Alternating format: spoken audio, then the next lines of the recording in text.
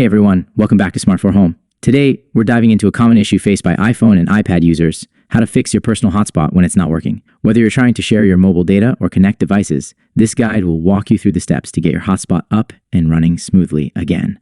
Let's get started. Step 1. Check your cellular connection first things first.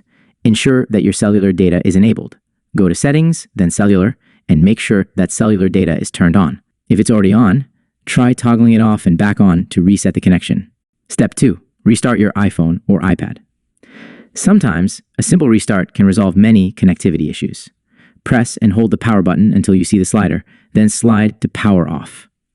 Wait a few seconds, then press and hold the power button again to turn it back on. Step 3. Update iOS. Ensure your device is running the latest version of iOS. Updates often include bug fixes and improvements that can resolve hotspot issues. To check for updates, go to Settings, then General, and tap on Software Update. Step 4. Reset network settings if the issue persists. Resetting your network settings can help.